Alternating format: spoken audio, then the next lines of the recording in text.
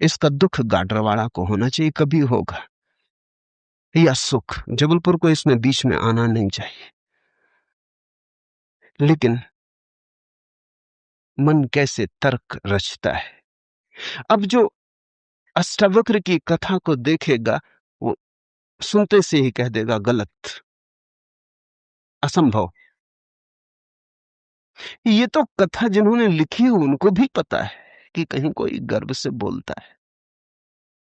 वो तो केवल इतना कह रहे हैं कि जो आखिर में प्रकट हुआ वो गर्भ में मौजूद रहा होगा। जो वाणी आखिर में खिली वो किसी न किसी गहरे तल पर गर्भ में भी मौजूद रही होगी, अन्यथा खिलती कहां से, आती कहां से? सुनने से थोड़ी कुछ आता है, हर चीज के पीछे कारण है। नहीं देख पाए हो हम, लेकिन था तो मौजूद। ये सारी कथाएं इसी का सूचक देती हैं। अष्टावक्र के संबंध में दूसरी बात जो ज्ञात है वो है जब वे 12 वर्ष के थे। बस दो ही बातें ज्ञात हैं। तीसरी उनकी अष्टावक्र गीता है, या कुछ लोग कहते हैं अष्टावक्र संहिता। जब वे 12 वर्ष के थे तो एक बड़ा विशाल शास्त्रार्थ जनक ने रचा। जनक सम्राट थे और उन्होंने सारे देश के पंडितों को निमंत्रण दिया और उन्होंने 1000 गायें राजमहल के द्वार पर खड़ी कर दी और उन्होंने गायों के सींगों पर सोना मढ़ दिया और हीरे जवाहरात लटका दिए और कहा जो भी विजेता होगा तो वो इन गायों को हाँक के ले जाए। बड़ा विवाद हुआ। अष्टावक्र के पिता भी उस विवाद में गए। खबर आई सांझ होते होते कि पिता हार रहे हैं। सबसे तो जीत चुके थे, वंदिन नाम के एक पंडित से हारे जा रहे हैं। ये खबर सुन के अष्टावक्र भी राजमहल पहुंच गया। सभा सजी थी, विवाद अपनी आखिरी चरम अवस्था में था, निर्णायक घड़ी करीब आती थी। पिता के हारने की स्थिति बिल्कुल पूरी तय हो चुकी थी। अब हारे तब हारे की अवस्था थी। अष्टावक्र दरबार में भीतर चला गया। पंडितों ने उसे देखा, महापंडित इकट्ठे थे। उसका 8 अंगों से टेढ़ा मेढ़ा शरीर, वो चलता तो भी देख के लोगों को हंसी आती। उसका चलना भी बड़ा हास्यास्पद था। सारी सभा हंसने लगी। अष्टावक्र भी खिल के हंसा।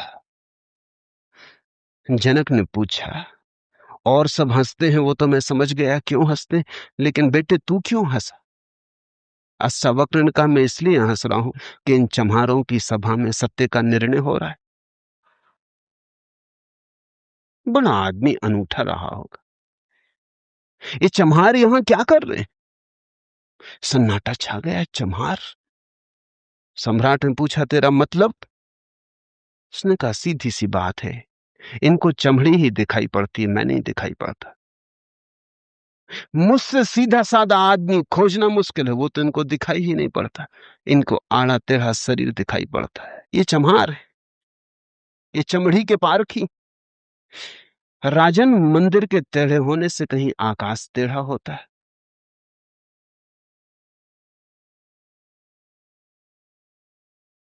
घड़े के फूटे होने से कहीं आकाश फूटता है?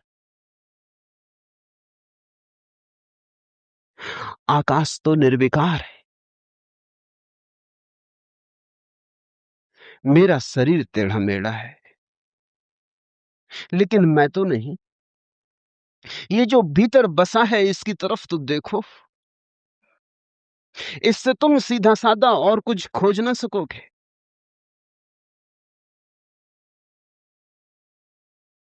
ये बड़ी चौंकाने वाली घोषणा थी। सन्नाटा छा गया होगा।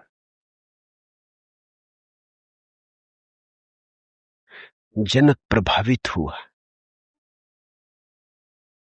झटका खाया। निश्चित ही कहां चम्हारों की भीड़ इकट्ठी करके बैठा है। खुद पे भी पश्चाताप हुआ, अपराध लगा कि मैं भी हंसा। उस दिन तो कुछ न कहते बना, लेकिन दूसरे दिन सुबह जब सम्राट घूमने निकला था तो राह पर अष्टावक्र दिखाई पड़ा, उतरा घोड़े से, पैरों में गिर पड़ा। सबके सामने तो हिम्मत न जुटा पाया। एक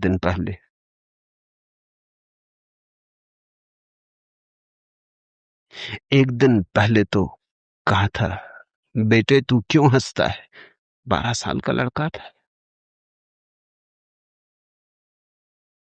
उम्र तौली थी, आज उम्र नहीं तौली। आज घोड़े से उतर गया, पैर पर गिर पड़ा, साष्टांग दंडवत, और कहा, पधारे राजमहल, मेरी जिज्ञासाओं का समाधान करें। हे प्रभु, आए मेरे घर। बात मेरी समझ में आ गई, रात भर मैं सो ना सका। ठीक ही कहा, शरीर को ही जो पहचानते हैं उनकी पहचान गहरी का। आत्मा के संबंध में विवाद कर रहे हैं, और अभी भी शरीर में रस और विरस पैदा होता है, घृणा, आकर्षण पैदा होता है। मर्त्य को देख रहे हैं, अमृत की चर्चा करते हैं। धन्य भाग मेरे कि आप आए और मुझे चौंकाया, मेरी नींद तोड़ दी। अब पधारो। राजमहल में उसने बड़ी सजावट कर रखी थी, स्वर्ण सिंहासन पर बिठाया था इस 12 साल के अष्टावक्र को, और उससे जिज्ञासा की। पहला सूत्र जनक की जिज्ञासा है। जनक ने पूछा है, अष्टावक्र ने समझाया है। इससे ज्यादा अष्टावक्र के संबंध में और कुछ पता नहीं है, और कुछ पता होने की जरूरत भी नहीं। काफी है, इतना बहुत है। हीरे बहुत होते भी नहीं, कंकड़ पत्थर ही बहुत होते। हीरा एक भी काफी होता है। ये दो छोटी सी घटनाएं हैं। एक तो जन्म के पहले की, गर्भ से आवाज और घोषणा कि क्या पागलपन में पड़े हो, शास्त्र में उलझे हो, शब्द में उलझे हो, जागो। ये ज्ञान नहीं है, ये सब उधार है, ये सब बुद्धि का ही जाल है, अनुभव नहीं है। इसमें रंच मात्र भी सार नहीं है। कब तक अपने को भरमाए रखोगे? और दूसरी घटना, राजमहल में हंसना पंडितों का और कहना अष्टावक्र का कि जीवन में देखने की दो दृष्टियां हैं, एक आत्म दृष्टि, एक चर्म दृष्टि। चम्हार चमड़ी को देखता है, प्रज्ञावान आत्मा को देखता है। तुमने गौर किया?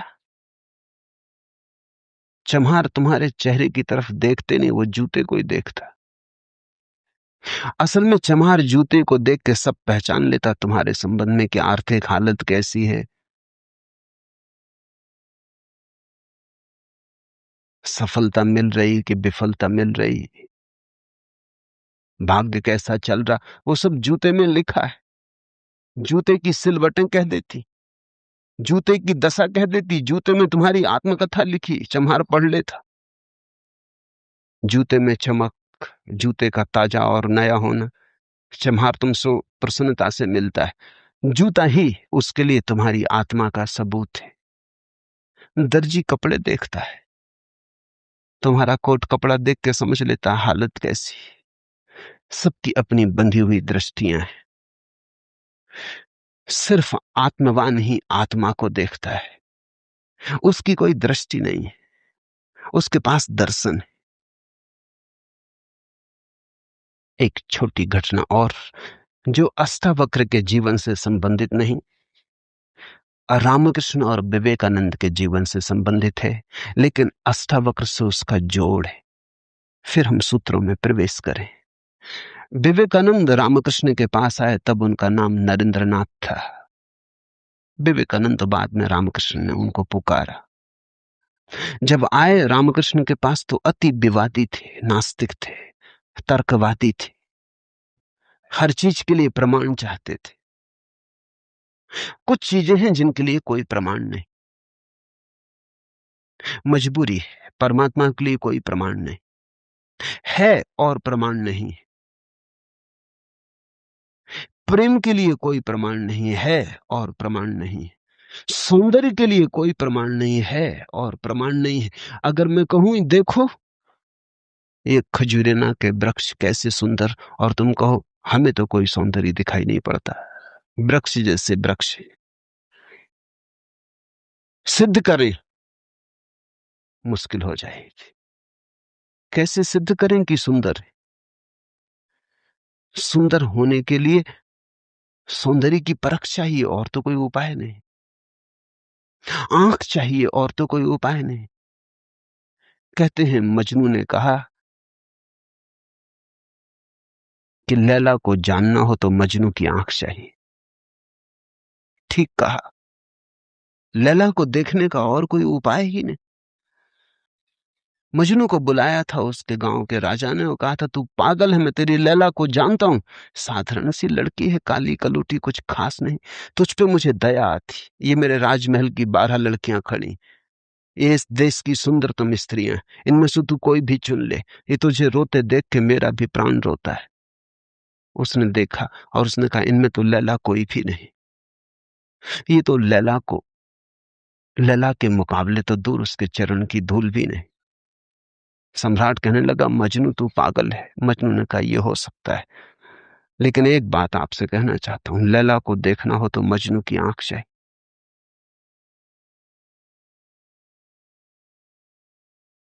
ठीक कहा मजनू ने। अगर वृक्षों के सौंदर्य को देखना हो तो कला की आंख चाहिए और कोई प्रमाण नहीं। अगर किसी के प्रेम को पहचानना हो तो प्रेमी का हृदय चाहिए और कोई प्रमाण नहीं।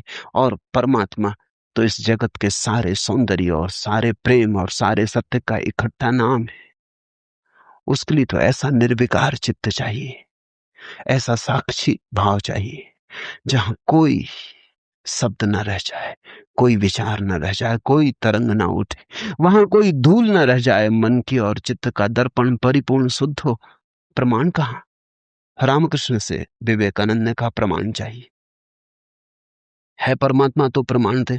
और विवेकानंद को देखा रामकृष्ण ने। बड़ी थी संभावना इस युवक की, बड़ी थी यात्रा इसके भविष्य की, बहुत कुछ होने को पड़ा था इसके भीतर, बड़ा खजाना था उससे ये अपरिचित है। रामकृष्ण ने देखा, इस युवक के पिछले जन्मों में झांका,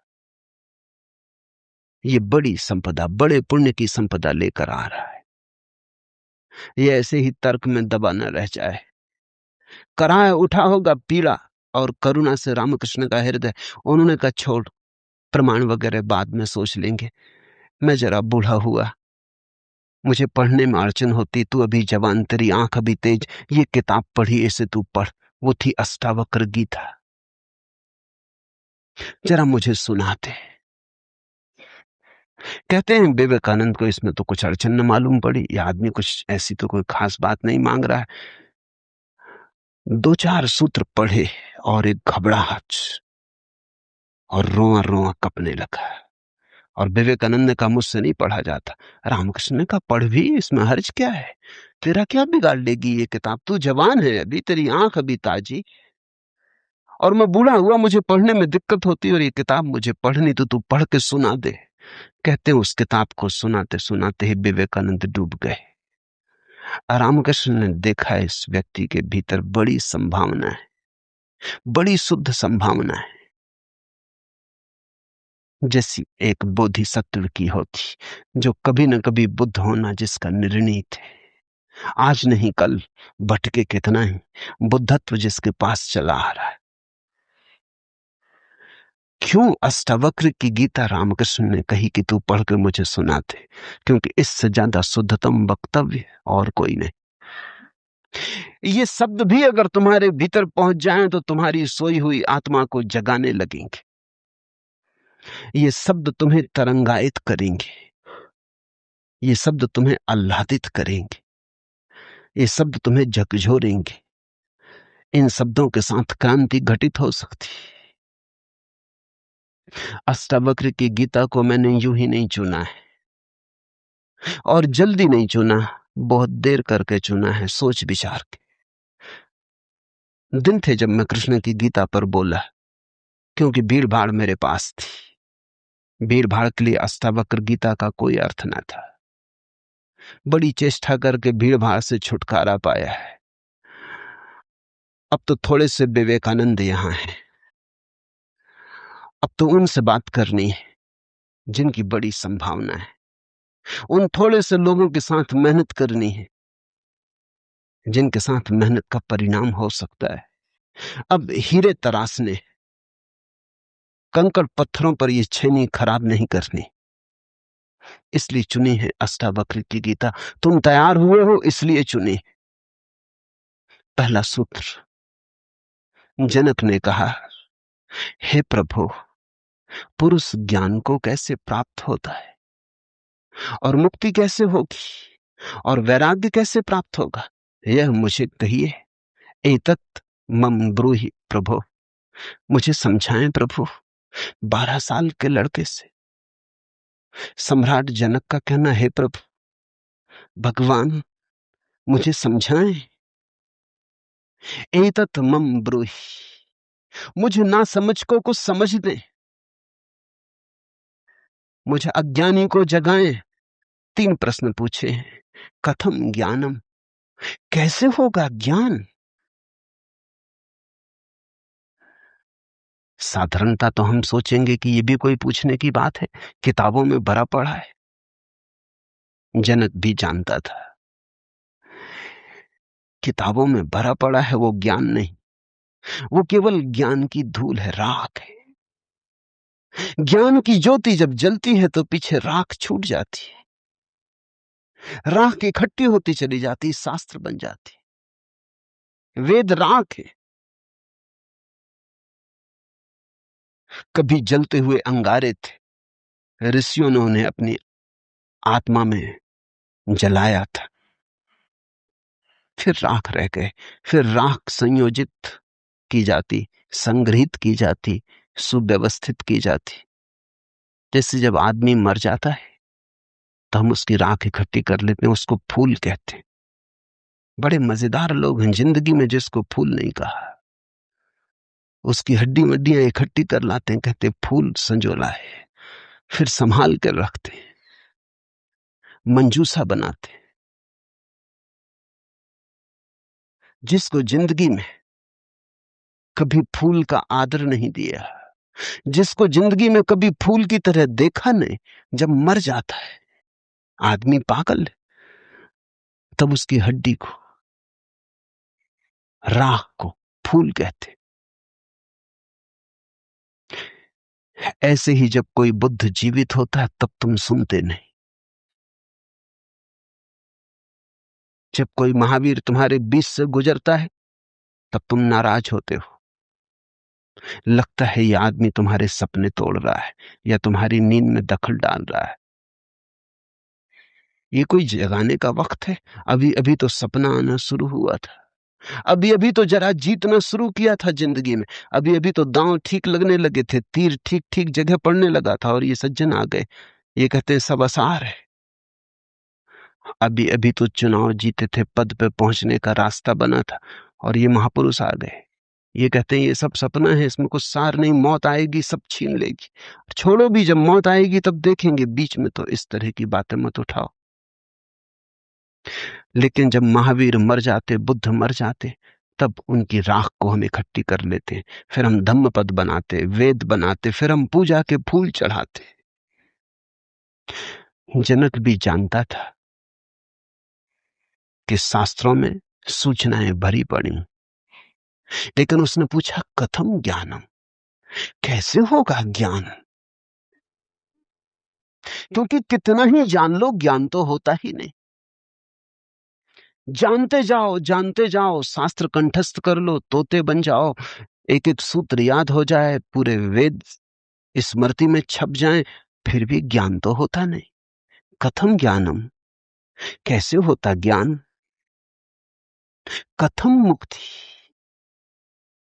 मुक्ति कैसे होगी। क्योंकि जिसको तुम ज्ञान कहते हो वो तो बांध लेता उल्टे, मुक्त कहां करता। ज्ञान तो वही है जो मुक्त करे। जीसस ने कहा है सत्य वही है जो मुक्त करे।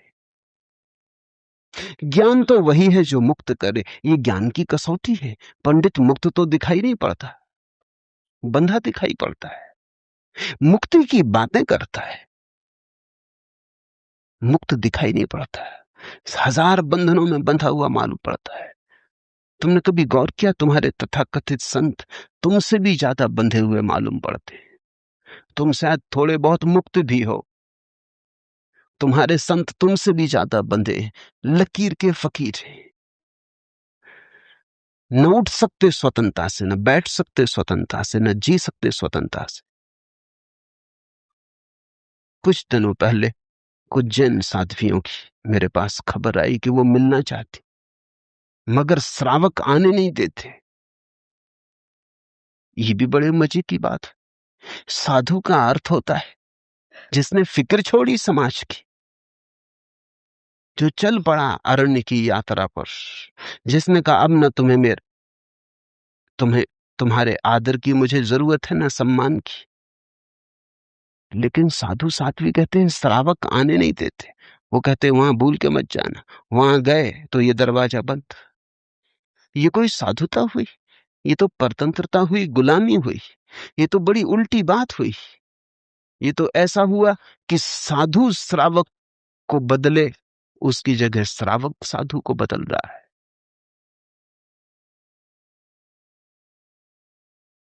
एक मित्र ने आके मुझे कहा, एक जैन साध्वी आपकी किताबें पढ़ती लेकिन चोरी से, टेप भी सुनना चाहती लेकिन चोरी से, और अगर कभी किसी के सामने आपका नाम भी ले दो तो वो इस तरह हो जाती जैसे उसने कभी आपका नाम सुना ही नहीं। ये मुक्ति हुई। जनक ने पूछा कथम मुक्ति, कैसे होती मुक्ति, क्या है मुक्ति? उस ज्ञान को मुझे समझाएं जो मुक्त कर देता है। स्वतंत्रता मनुष्य की सबसे महत्वपूर्ण आकांक्षा है। सब पालो, लेकिन गुलामी अगर रही तो छिदती। सब मिल जाए, स्वतंत्रता ना मिले तो कुछ भी नहीं मिला। मनुष्य चाहता है खुला आकाश, कोई सीमा ना हो। वो मनुष्य की अंतरतम निगूढ़तम आकांक्षा है, जहां कोई सीमा ना हो, कोई बाधा ना हो। इसी को परमात्मा होने की आकांक्षा कहो, मोक्ष की आकांक्षा कहो। हमने ठीक शब्द चुना है, मोक्ष। दुनिया की किसी भाषा में ऐसा प्यारा शब्द नहीं। स्वर्ग, फिरदौस, इस तरह के शब्द हैं, लेकिन उन शब्दों में मोक्ष की कोई धुन नहीं है। मोक्ष का संगीत ही अनूठा है।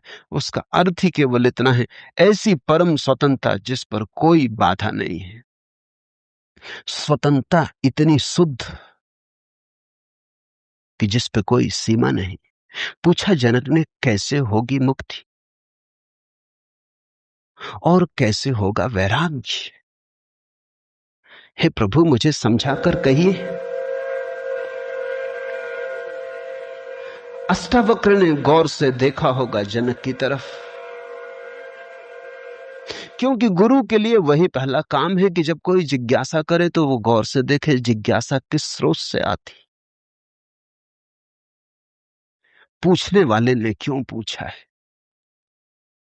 उत्तर तो तभी सार्थक हो सकता है जब प्रश्न क्यों किया गया है वो समझ में आ जाए, वो साफ हो जाए। ध्यान रखना, सद्ज्ञान को उपलब्ध व्यक्ति सद्गुरु तुम्हारे प्रश्न का उत्तर नहीं देता, तुम्हें उत्तर देता है। तुम क्या पूछते हो इसकी फिक्र कम है, तुमने क्यों पूछा है, तुम्हारे पूछने के पीछे अंतर चेतन में छिपा हुआ जाल क्या है, तुम्हारे प्रश्नों की आड़ में वस्तुतः कौन सी आकांक्षा छिपी।